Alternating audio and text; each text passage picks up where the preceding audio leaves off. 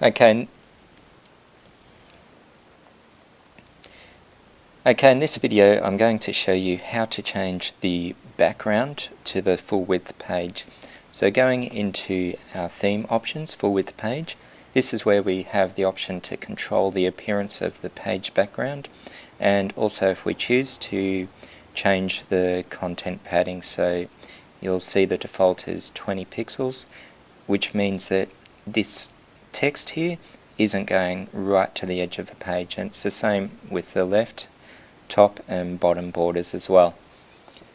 So to show you how to change the actual background, we've got a few options here. So we've got the option to just work with the background color, which is what it's doing at the moment. We can also upload a background image and choose how that background image behaves. So as an example, I'm going to show you how to apply this blue gradient that fades out to white.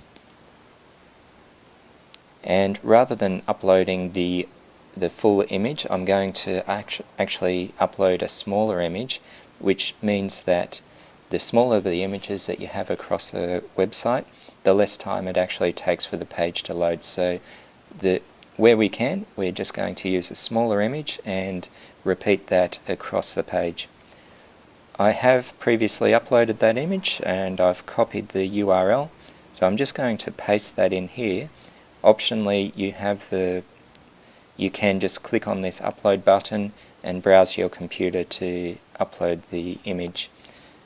So just pasting in that image, you'll see that it generates a preview of what that looks like.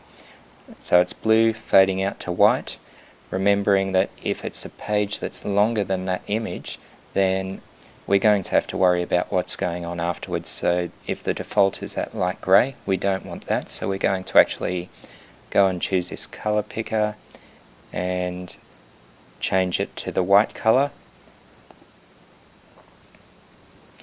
Now for the background image, we need to decide how it's going to repeat. So we want it to actually repeat across the page, which is in the x-axis.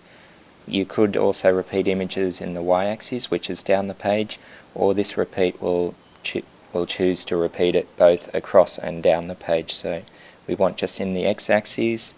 Horizontal position doesn't matter because we are repeating it across the page, and we want it to be aligned to the top of a page.